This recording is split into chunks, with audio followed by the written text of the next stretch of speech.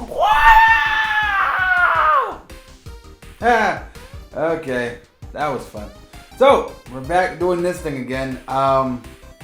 This time, I've decided to just choose one at random. No particular reason why, I just decided to choose one. But today we're going to look at, for our retro review, No Retreat, No Surrender. Here, watch this. Martial artist, Ivan Krasinski!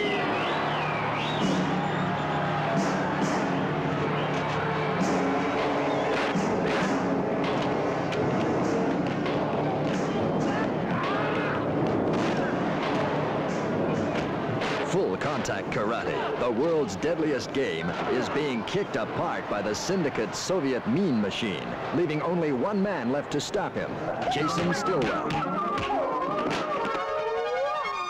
Yeah, okay. Quick synopsis. This feels like somebody had an idea for a movie, and they weren't really sure how to fill the middle part.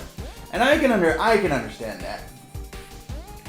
But you don't take another movie and shove it in like a damn turducken. Because it doesn't work. But beyond that, before I get into it too far, let's go ahead and just get into the tallies. That body count. That body count. On our body count, just the soul of one martial artist, basically. But literally no one else had died. That's all it was.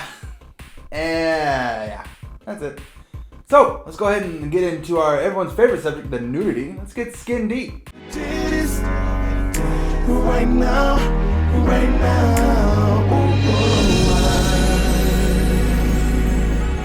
So when I saw this, I counted 0. But apparently originally there was one person with such proportions, I'll use that word, proportions that it ended up being -2. I didn't even notice her.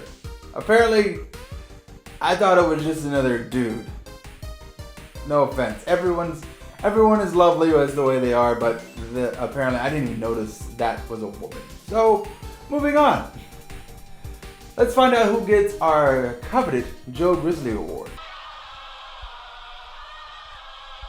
Let me introduce myself. I'm Joe Grizzly, bitch. So for our Joe Grizzly, I went with RJ because of his ability to channel Michael Jackson, his disdain for anything racist and oddly homoerotic, and he's just a fun character. He really didn't. He kind of pushed things along sometimes, and I always enjoy the character who was just like, "Come on, we got something to work with now." And he didn't freak out when his friend had like a thing going on, and literally was having an existential crisis. All right, but that brings us now to our final verdict.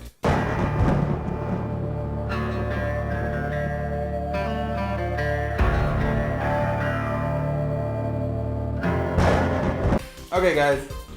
So, with our last episode with Event Horizon, just a behind the scenes thing, I had actually never listened to the episode. I used to do that all the time. I do it now, where if I haven't actually watched the movie, I won't watch the Colt 45 episode that corresponds to it. I'll just skip it.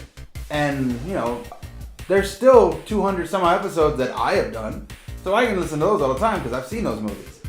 But there are at least 100 episodes that I have not seen, and these are 100 movies that I haven't seen before.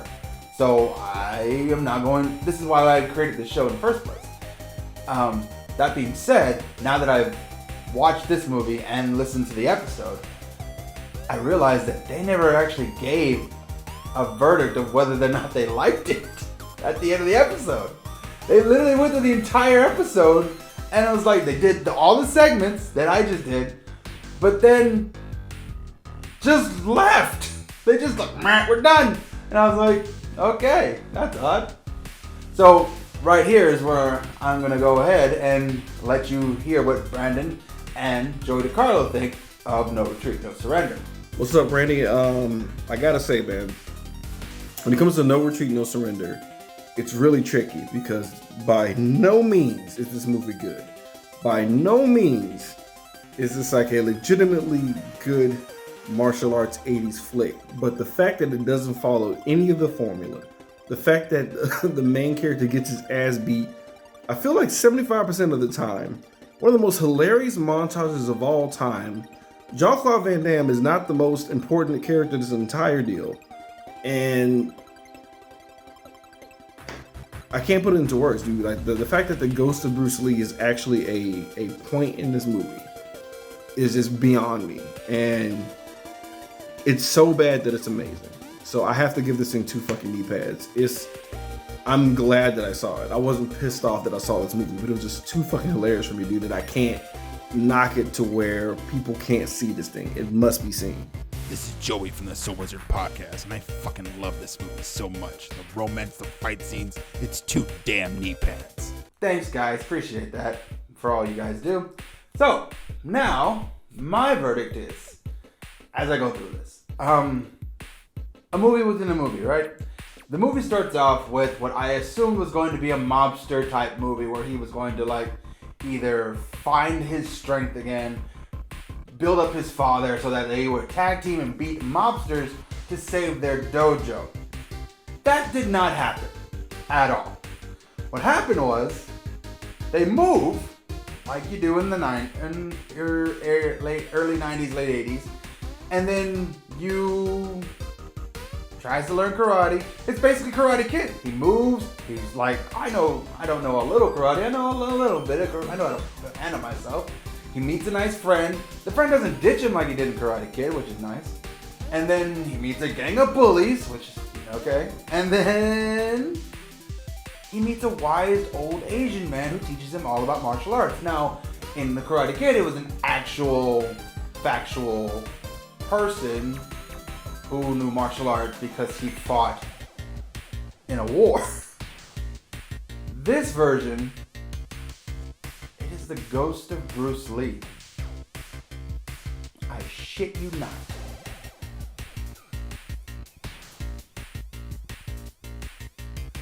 I'm sorry, what?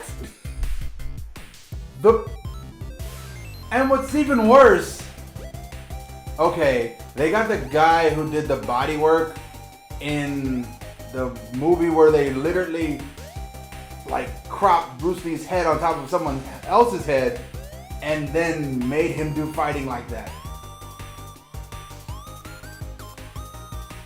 It was bad. I was like, so you just grabbed any random Asian dude and then just like, here we go, we're gonna make you Bruce Lee.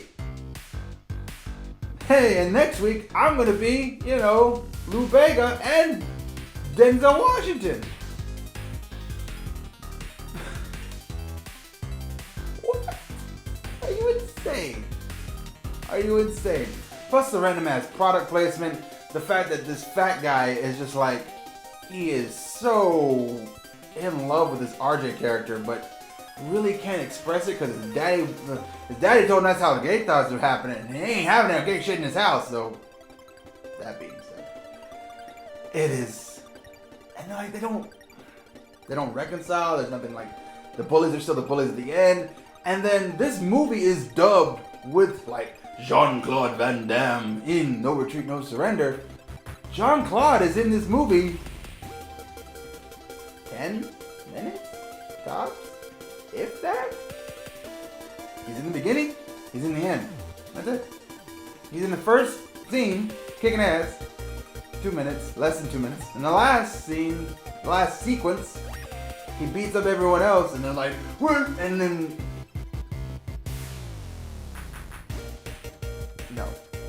no, okay, too much. My final verdict. I'm gonna go ahead and give this 1 knee pad. 1. Why you, if it's such a terrible movie, Randy, why are you giving it any kind of praise? There are movies that are so bad, they beat the curve. They fall so far through the shit that they come out clean the other end. It is hilarious. This movie is hilarious. You watch this movie in the wrong kind of way. Watch this movie to be genuinely tickled, and you will have an incredible time. Watch this movie in the kung fu martial arts action kind of sense that you're looking for. You will be sorely disappointed. Halfway through, I was like, "Oh, this ain't that kind of movie." Okay, so I'm just gonna start laughing at things now because you literally have lost your mind when you think the white boy calling to the grave of Bruce Lee, "Bruce, help me!" and literally bring down a holy ghost of Bruce Lee to help him. What? And what's sad is it works. Like, it's not just a crazy